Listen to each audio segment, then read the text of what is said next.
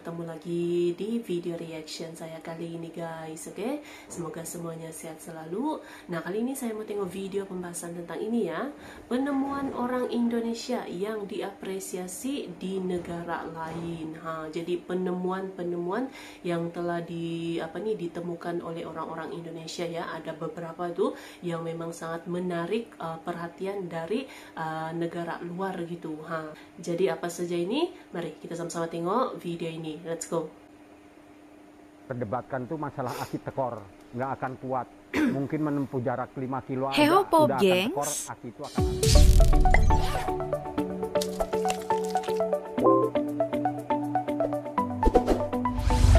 Penemuan Nikuba, alat yang diklaim bisa mengubah air menjadi energi mesin motor belakangan ini lagi viral dibicarakan.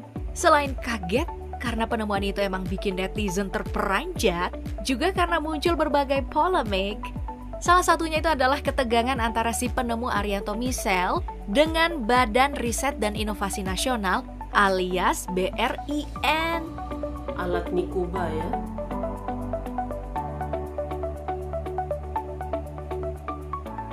Yang membuat Arianto Misel akhirnya memilih menjual alat temuannya ke luar negeri. Tapi bukan cuma Arianto Misel aja sih. Berikut ini ada beberapa penemu Indonesia yang karyanya lebih dihargai di negeri orang. Banyak juga gitu ya penemuan. Kita lanjut bahas Arianto Misel dulu ya. Warga Kecamatan Lemahabang, Kabupaten Cirebon ini mulai ramai diberitakan sejak tahun 2022 lalu karena dianggap berhasil membuat alat pengkonversi air menjadi bahan bakar kendaraan roda 2 dan 3. Ia menamakan alat temuannya itu Nikuba, yakni singkatan dari Niku Banyu yang berarti itu air. Alat ini disebut-sebut bisa menjadi alternatif masyarakat untuk beralih dari BBM ke Nikuba, soalnya konsumsi BBM bisa dihemat sampai dengan 70% tanpa mempengaruhi performa mesin. Artinya jauh lebih hemat dong. Nah, menurut pengakuan warga sekitarnya, pria kelahiran Semarang ini emang dikenal sebagai seorang inovator dan memberinya gelar sebagai profesor kampung. Arianto bahkan sampai diundang Ferrari dan Lamborghini untuk presentasi secara langsung mengenai teknologi Nikuba. Awalnya ia berharap kedua perusahaan otomotif terkemuka di Italia itu akan memberi hak cipta Nikuba. Sayangnya, harapan itu kandas karena katanya mereka mengundangnya cuma untuk pengen dapetin ilmu, tetapi nggak ngasih kompensasi. Padahal, sebelum berangkat ke Italia, Arianto sempat dijanjikan diberi kompensasi jika membuka formula senyawa kimia dalam Nikuba. Alhasil di sana, ia hanya memberikan ilmu sekitar 30-40% rahasia Nikuba. Arianto juga mengaku sangat kesal dengan Badan Riset dan Inovasi Nasional alias BRIN karena tidak menganggap Nikuba sebagai sebuah temuan inovatif. Padahal, Nikuba sudah diaplikasikan pada beberapa kendaraan operasional Kodam 3 Siliwangi Cirebon dan berhasil. Selain Nikuba, Arianto juga merupakan penemu Akasu yang sudah dipasarkan dan telah memiliki sertifikat Lemigas sehingga sudah teruji dan tidak merusak mesin kendaraan, serta bahan kain alami yang tahan air dan alat pemadam api berbahan dasar singkong. Padahal, pria berusia 68 tahun ini tidak memiliki latar belakang pendidikan tinggi loh. Dia nggak sempat tamat SMA karena terlena di dunia kerja. Ia bahkan pernah bekerja sebagai pedagang koran dan penyemir sepatu. Namun dengan bakat dan semangat belajar yang ia miliki, ia bisa menjadi seorang penemu.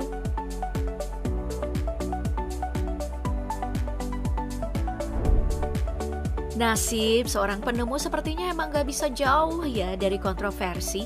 Seperti yang dialami penemu alat terapi kanker Electrocapacitive Cancer Therapy atau ECCT, Warsito Purwotaruno.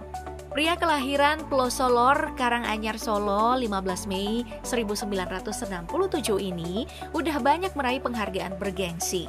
Salah satunya B.J. Habibie Technology Award 2015. Namun, mungkin karena ia berhasil memberikan harapan banyak penyintas kanker dan memiliki sejumlah paten di bidang kimia dan fisika, namun bukan dokter, ia pun menjadi kontroversi bagi banyak kalangan. Misalnya, pada Oktober 2013, ia sempat dilarang tampil sebagai pembicara dalam workshop deteksi dini kanker payudara dengan menggunakan metode non-radiasi di Jakarta. Terus di akhir 2015, Kementerian Kesehatan bahkan memintanya untuk menutup kliniknya yang sudah melayani 3.200 pasien. Pria yang identik dengan rompi dan helm anti kankernya ini memang disia-siakan di negeri sendiri. Namun ternyata ya, banyak lembaga penelitian, klinik dan rumah sakit luar negeri justru antri untuk belajar darinya. Sehingga pada 8 Februari 2016 Warsito pun memulai pelatihan internasional pertamanya untuk penanganan kanker di Warsawa, Polandia. Kisah tentang hidupnya bisa kamu baca lebih lanjut dalam buku berjudul Setrum Warsito karya Fenty Effendi.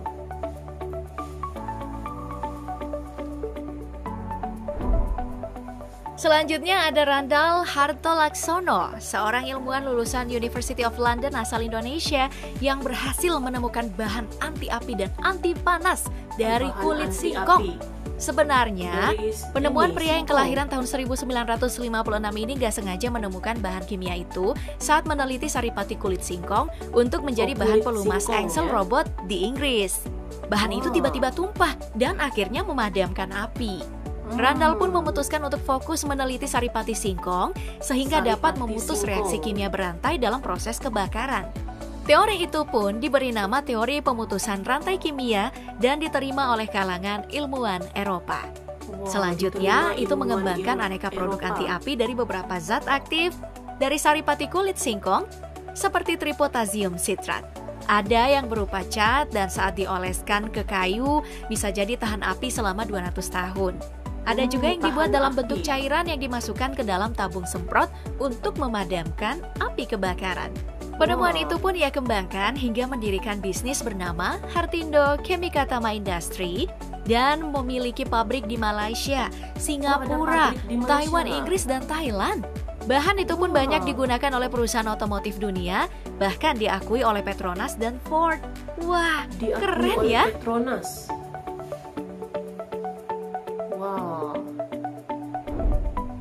Lalu ada Yogi Ahmad Erlangga, seorang matematikawan yang berhasil memecahkan rumus tersulit di dunia, yaitu persamaan Helmholtz.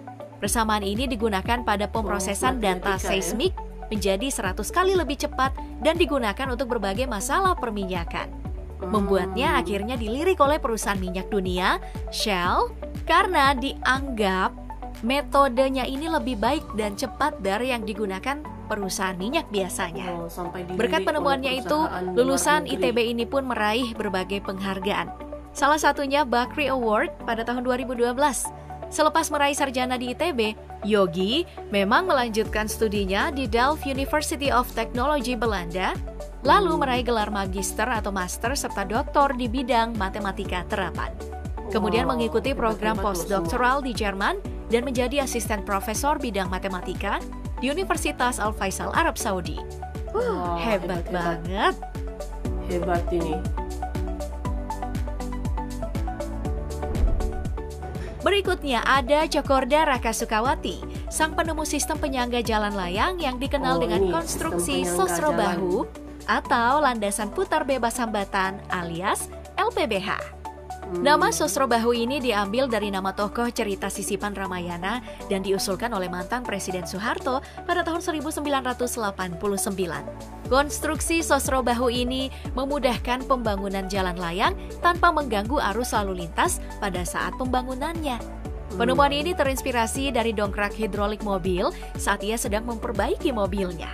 Gak tanggung-tanggung. Penemuannya ini udah digunakan oleh insinyur Amerika Serikat untuk pembangunan jembatan di Seattle loh.